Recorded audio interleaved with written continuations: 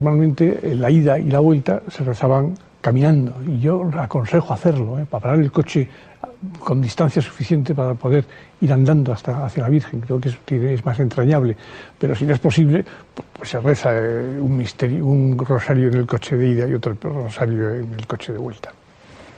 Las oraciones, esas oraciones sencillas que nos enseñan cuando somos pequeños, la Salve y el Ave María, ¿qué nos puede decir de ellas, enfocándoles nuevamente hacia también nuestros hijos? Bueno, la Salve es quizás de las oraciones a la Virgen más antiguas.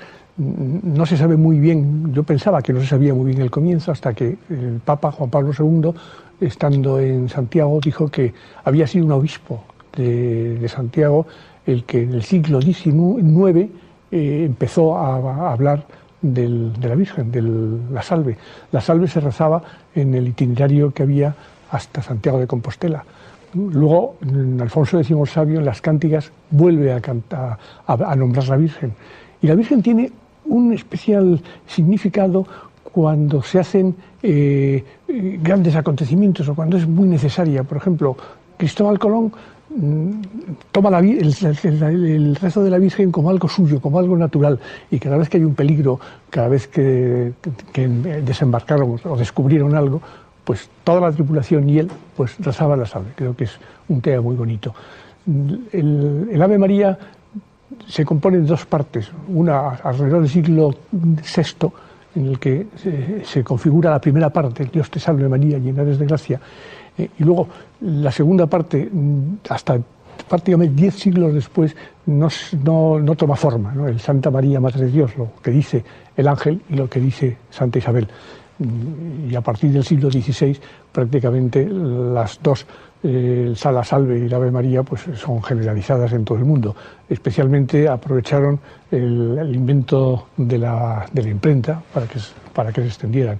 Y hoy día, junto con el Padre Nuestro, el Ave María y la Salve son las tres oraciones que más rezamos. La Virgen María, Madre Nuestra, Madre de Dios, todo lo que estamos hablando nos lleva a la devoción hacia ella, nuestra, de nuestros hijos, de la familia. ¿Cómo se puede vivir la devoción de la Virgen en la familia? ¿Qué consejo nos puede dar? Bueno, la Virgen en la familia, yo diría que se pueden hacer muchas cosas, ¿no? La primera de todas, acordarse de rezar por las mañanas a la Virgen, acordarse de rezar por las noches a la Virgen, tener estampas de la Virgen, tener cuadros de la Virgen en el sitio donde dormimos, tener cuadros de la Virgen en el sitio donde comemos, para poder quererla mucho, para poder estar con ella. Después rezar el Santo Rosario, del cual, si tengo ocasión, hablaré después. Yo creo que todo esto es importante, ¿no? O sea, que la Virgen sea alguien dentro de nuestra familia, que nos acordemos de ella, que la recemos, que la tengamos en cuenta. Muchas gracias, don Fernando. Vamos a una pausa, ahora volvemos.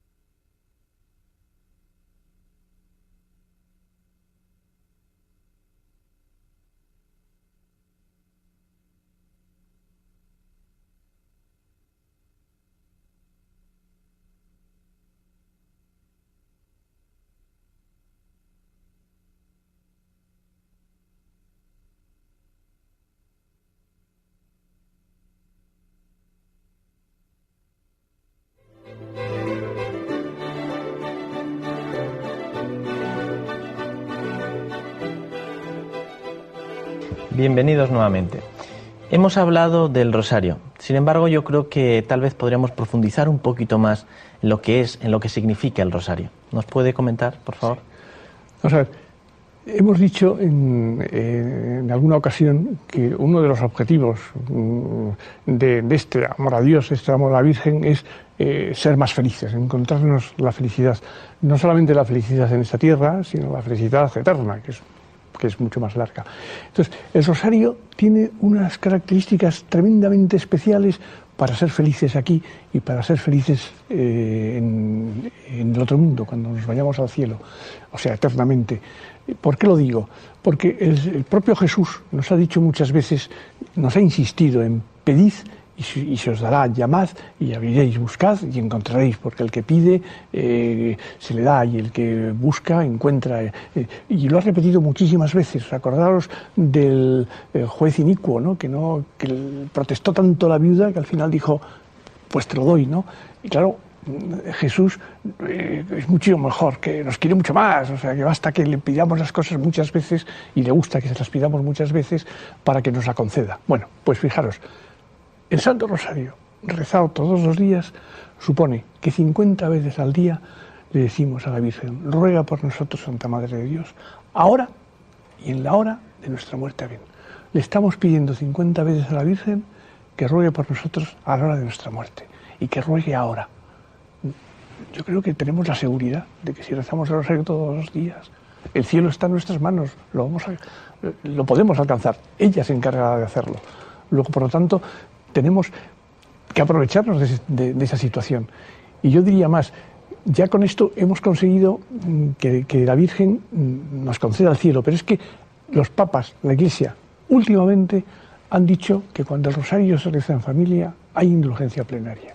Y la indulgencia plenaria significa que el rastro de pecado, de culpa que puede tener un pecado mortal o un pecado venial, y que nos hace ir al purgatorio, nos lo perdona. Por lo tanto, indulgencia plenaria. Encima, pues tenemos el paso directo al cielo. Creo que es difícil encontrar más, ¿no? Ahora voy un poquito a abusar de la confianza. ¿Por qué no nos cuenta algún tipo de anécdota relacionada con la devoción a la Virgen que haya de alguna manera que conozca, que pueda compartir con nuestros oyentes? Sí, si me dejas hacer una un poco larga. Por supuesto. No hay problema. Pues entonces voy a hacer una un poco larga. Realmente es que es muy bonita y da mucho que hacer, da muchas posibilidades, ¿no? Me la contaban hace poco una familia de las escuelas de familias nuestras, me contaba una cosa que él había vivido. Decía él, yo saco mucho jugo a las romerías a la Virgen. ¿Cómo es eso? Sí, para mí son esenciales las romerías a la Virgen, porque yo capto algo que tengo que solucionar en mi casa. Y decía, pues puede ser pues, los encargos en la casa, el orden, la obediencia, la sinceridad. Y me contaba la última que había hecho. Decía, yo quería que se mejorara en los estudios. Este señor tenía hijos de 12 años, de 7, de 6, y el tema de los estudios le preocupaba, ¿no? Y decía, vamos a mejorar en los estudios. Y hice una composición un poco larga, pero muy bonita. Él decía, como los estudios es complicado, voy a elegir una romería larga, ¿no? Entonces había mucho tiempo en coche, ¿no? Casi una hora de coche. Y en el viaje de ida, el papá, la mamá y los 4 hijos decidían que el tema ya era aprovechar los estudios, ¿eh? Y entonces entre todos decían, ¿qué hacemos para aprovechar los estudios? Pues para aprovechar los estudios pues podemos guardar silencio, empezar ahora en punto, ayudarnos unos a otros, no levantarnos para la nevera, no ir al teléfono, tener todo escogido cuando vayamos a empezar.